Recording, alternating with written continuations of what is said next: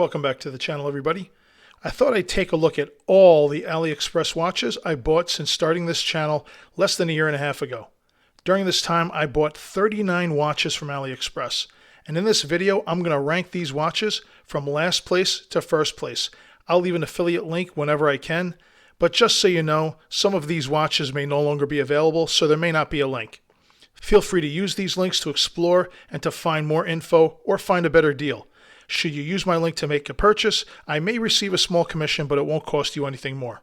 Now I know some will comment, dude, you're crazy, nobody needs 39 watches, or you, with the money you spent on that junk, you could have gotten a real watch like a Seiko, a Breitling, or a Tudor. Please keep the comments respectful. I don't know you and you don't know me. Second, they're not junk.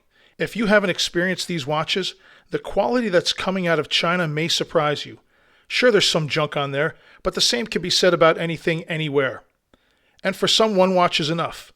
Maybe a smartwatch is enough, and that's fine. For me, why have one when there's so much variety? I see watches as men's jewelry, not part of a uniform. But even as I blast through the 39 watches, it's still going to take a good amount of time. Just imagine how many hours this will take me to complete. I'm going to timestamp the video to break up the rankings in case you want to go back for another look at a specific watch. Enough with the talk, let's get into some watches. At number 39, since this watch has no name, I can only refer to this watch as the fake Scuba. Yes, it is a fake. The seller page shows one thing, but here's what you get. And I'm only sharing the link to this seller so you can see exactly what they're showing you on their page, and this is what they sent me. And these are two different things. I'm not going to judge others for their likes or dislikes when it comes to fakes, but I am not recommending this seller, I'm not recommending this watch, and I do not recommend knowingly buying a fake. I got duped, and that's on me. At number 38, we have the Top Hill 1963 with the blue face dial.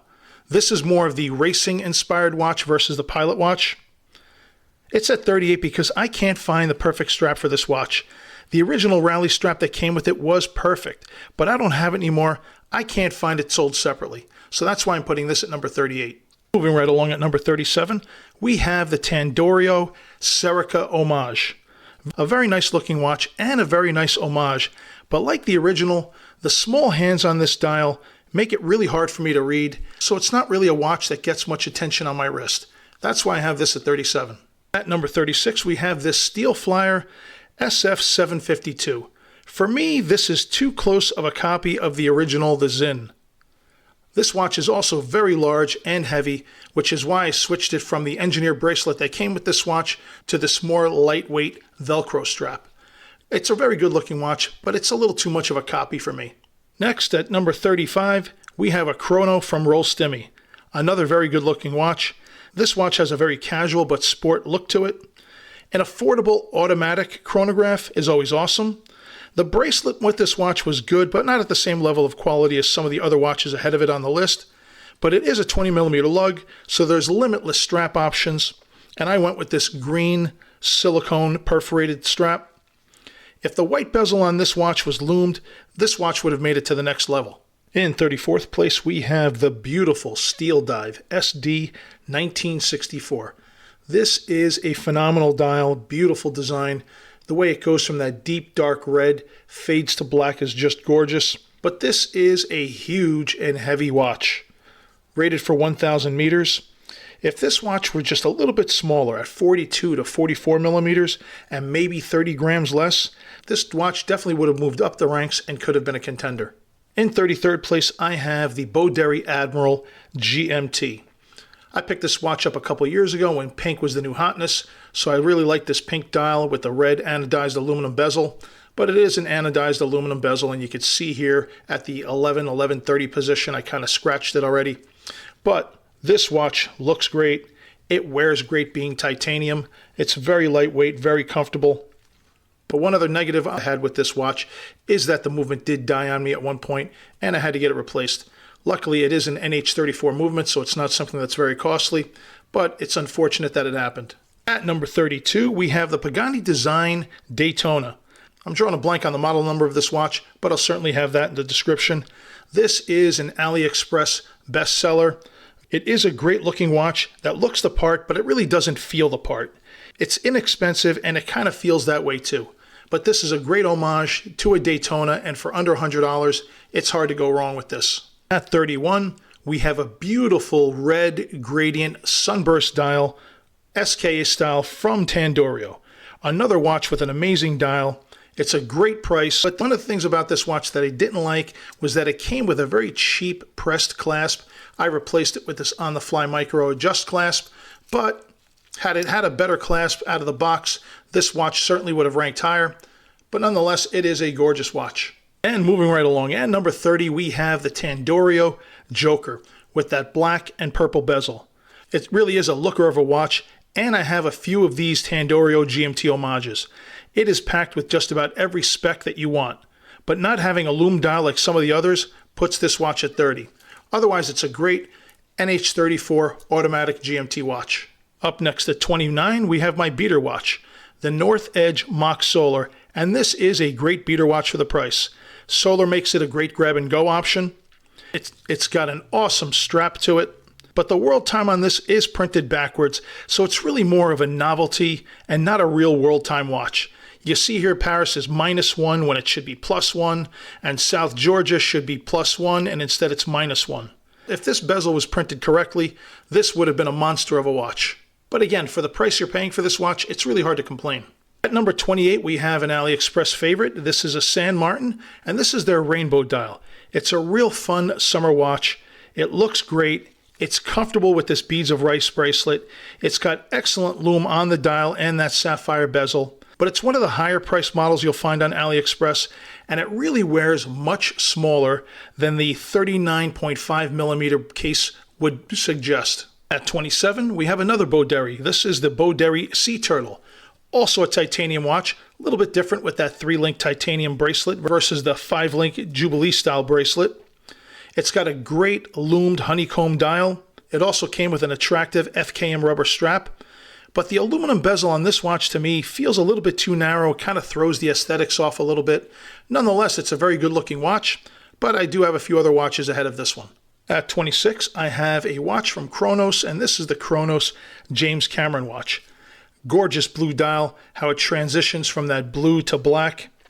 But it's another big, heavy, and very, very thick watch.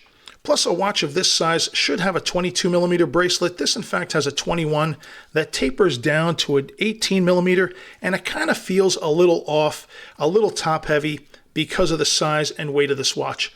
But nonetheless, it's a beautiful watch, 1,000-meter diver that was pressure tested to 3,000 meters, and really the main reason why I went after this watch. Next at 25, and making the top 25, is this Steel Dive SD 1953 with the steel bezel. The Yachtmaster is my grail watch. This is an excellent interpretation of that watch. But this watch does not see my wrist as often as it should. I really do love this watch and appreciate it and don't want to mess it up, so I wear it less. And at this price, I should wear it more, but I don't. I'm usually reaching for something else. Next up at 24 is the Top Hill 1963 Pilot Watch, and in my opinion, this is the best 1963 homage out there. The reason why is because it's a 40mm watch, not 38mm. It's got a sapphire crystal, not an acrylic glass. It's a gorgeous hand-wind ST19 movement in this watch, as it should be. But what really makes this watch stand out from all the others is that this watch has a full lume dial, but the lume doesn't last that long. And the reason why I have it ranked this low is because hand-wind movements tend to scare me a little bit. I'm always afraid of overwinding it. At 23 is another GMT homage from Tandorio, and this is the Tandorio Root Beer. This two-tone watch looks absolutely incredible in its 904L stainless steel. It has just enough gold touches for me. Like the Joker, this is loaded with specs. But like the Joker, if the bezel was loomed on this watch, it also would have ranked higher. At number 22 is the Pagani-designed DD40 with the red dial. This is an excellent homage that could also be considered a ripoff. It is that good a copy. This is a day-date automatic watch. It's a beautiful watch, but I also have this watch in a different color that frankly I like a little bit better, so that's why I'm ranking this at number 22. At 21, I have another Steel Dive SD 1953, this time with the ice blue dial. This watch has spent a lot of time on my wrist during the summer. At the beach, at the ocean, at the pool, in the shower, it didn't matter. This watch is a tank. but I picked up another summer watch that might set this on the shelf a little bit more. At number 20, we have the Seastern Sub 300T with the orange dial. I also have another Sub 300T in blue that I love. I wanted an orange watch for the collection. I picked this up and it's nice, but it's just nice, not much more. At number 19, I have the Rasta Duke, and this is a watch that you cannot find on AliExpress anywhere. If I were big into dress watches, this would be number one. It's an automatic movement. It's got sapphire. It's got a date window. It's got a 24-hour day-night subdial. It's got a day subdial. It's got a month subdial, and a beautiful Roman numeral dial with a tachymeter ring. And by the way, this watch cost me $22 with this genuine leather strap with a quick deployment clasp. At number 18, I've got a solar chronograph from Navaforce. This is a large watch, but it's also very lightweight and very comfortable thanks to this beautiful thick strap. It's a solar quartz movement and a functioning chronograph. At $64 when I bought this watch, I found it to be a steal of a watch. At number 17, I've got my Cadison, the Cadison C8193. I'm not a real big fan of some of the latest models that Cadison is putting out, but this is an automatic that's a few years old and it's an excellent homage. It does a really great job at drawing inspiration without being a one-to-one clone. First and foremost is that bezel with the screws. The AP Royal Oak, as you'll know, has 8 sides to it, where this has 12 sides, giving it that little bit of a difference that I really appreciate. At number 16 is my Steel Dive SD 1993 Pepsi. This is a great looking watch. The ceramic Pepsi bezel is fire, and so is the lume on this bezel. But the bracelet and clasp on this watch was a miss, and it knocks it down. I replaced the bracelet and clasp with this 20mm that tapers down to 16 with an on-the-fly micro adjust. Now the bracelet and clasp is something that you could overlook, as I've done with the SD 1953, given the price, but this costs about 3 times more than the SD 1953, and at that price I would have expected a better bracelet and clasp. At number 15 is the Thorn 50 Fathoms in bronze. I love this watch. Bronze is just an awesome metal, but the strap on this watch is beginning to show its age, and the crown is a little on the small side for this watch. I feel like I'm about to cross-thread it sometimes. Other than that, it is a fantastic piece, and the reason why I started this channel. From bronze, we go to titanium, and at 14, we have the Beauderry Urban Skeleton in titanium. Incredible specs for a watch this cheap. It's a skeleton watch with an automatic movement and a 72-hour power reserve. But being a lightweight titanium, there is rotor noise and wobble to it. But it's still a stunning piece for the price that you really can't beat. At 13, we have another titanium watch, this one from Thorn, and this is the Thorn Titanium Tuna.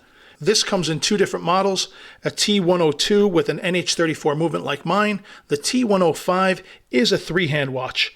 It is a very large watch at 47mm, but with no lug-to-lug having that tuna-style can, it wears much smaller and it's very comfortable. This came with a genuine leather padded strap. I switched it to this Velcro because I think it just works much better for this watch. I also love that large crown at the 4 o'clock position. At number 12 is the other Seastern I mentioned. This is the Seastern Sub 300T in blue. It's exactly the same as the orange dial, but this blue just kills. I also love how the date wheel on these watches are also loomed, and it comes with an excellent beads of rice bracelet. A really fantastic piece at an affordable price. At number 11, we have the Tactical Frog FXD. The Tudor FXD is a gorgeous watch. I like this Tactical Frog titanium even better. Yes, call me crazy in the comments. I like how this is a 3 subdial chrono versus Tudor's 2 subdials. I love the simplicity of having a solar quartz movement versus an automatic movement. And I especially love that it's 1/50th of the price. There's also an NH35 non-chrono variant of this watch. And the lume on this watch is second to none. Okay, we have reached the top 10, so let's get after it. And at number 10, we have this Seastern, the Grand Seiko Homage. It really gives you a lot of Grand Seiko vibes without overstepping. It's got an NH34 GMT movement. It's available in 4 different colorways. This one's my favorite. That white MOP dial with the green inlays almost looks alive. And I also love that contrasting green and white unidirectional bezel. It's a very elegant looking piece and also very affordable. At number 9 is, yep, you guessed it, another Tandorio GMT. This is the Tandorio Bruce Wayne. The unprinted dial just gives you more black. There was also an option to choose the color of the NH34 GMT hand, and I went with the green over the black dial. This watch has fantastic attention to detail. At number 8 is my second technical frog. This is the V2 Solar. The gold dial on this watch says Pogue, but the black tachymeter bezel says something different and makes it different enough. Plus you get a better bracelet than the Seiko, and you also have screw down pushers on this watch. Great piece, great price. Up at number 7 is my second Pagani Design day date. This is the Pagani Design DD40 with the purple dial. Again, this design is a total ripoff, that's obvious. But with Pagani Design giving you an excellent level of quality like you see in this watch, in this color that's not offered, all for the price that's literally 1/1000th the price or more compared to the real deal, the only argument one could really make is why isn't this watch higher on my list? Number 6 is the Steel Dive SD 1953 with the black on black. It is an icon. Steel Dive gives you style, value, and then some with that lume dial and that lume bezel. There's no pip on the bezel. The markers are all loomed on this watch. And for the price, it's one of the best deals on AliExpress. At number 5, we have the San Martin BB Coke. San Martin really stepped up their game with original designs and higher quality movements, but before that, they were knocking Tudor homages out of the park. This, in my opinion, is the best of the best, and you'll almost never find it in stock. Too bad, because this watch is a must-buy, and don't ask if I want to sell it, because this is sticking around in my collection. At number 4 is the Tandorio Batman Batgirl. Yes, another Tandorio GMT. Tandorio really does a great job at bringing you these watches at great prices. The only thing missing from this excellent watch is a bidirectional bezel. It is a unidirectional bezel. But since I paid about $88, I can live with that minor inconvenience. It's got everything else in spades. A lume dial and bezel, a super bracelet and clasp, an NH34 GMT movement, sapphire, and most of all, killer looks. At number 3, I have the Steel Dive SD 1970. This is with the green dial. You can scour YouTube and you won't find a bad word about this watch anywhere. This watch is on everybody's AliExpress Mount Rushmore. And all for good reasons. It is a beautiful watch, an excellent quality versus price, and one of the best you'll find on AliExpress. If you follow my channel, you know that I'm always talking about this watch. At number 2, I have the Sugis Moon Phase. I'm always talking about this watch because it's a true moon phase automatic movement for the price that shouldn't be this possible. Add to that a big date, a small seconds dial surrounded in that blue aventurine ocean of a dial with elegant touches of lume. This watch is a steal. Eventually Sugis will catch on and the prices will go up. And when it does, I'll do a video titled, I hope you got on the Sugis shuttle before the prices hit the moon. And here we are at number 1, and what's going to be my number 1? It is this Steel Dive SD 1994. Here is a watch where the homage blows the doors off the original. With quality like this coming from Steel Dive, getting a Seiko 5 instead is laughable. I can't think of a single thing the Seiko 5 gives you that's better than what you're getting from Steel Dive. If you can, then drop me a comment. The dial? Nope. The crystal? Nope. The bezel? Not a chance. Lume? Hilarious. Steel Dive uses 3 colors. The bracelet and clasp that you get from this watch? Are you serious? I made this watch number 1 because when you could produce something better than the original for less, you deserve to be number 1. And here you have the top 5, but the last 10 were hard to rank, and except for that fake scuba, one can make your argument for any watch to make the top 10 or even number 1. This list consists of watches I personally own and bought. You may own a watch that I don't. That makes your list. Let me know in the comments what you thought of my rankings and if you have a watch that you would add. So you made it to the end.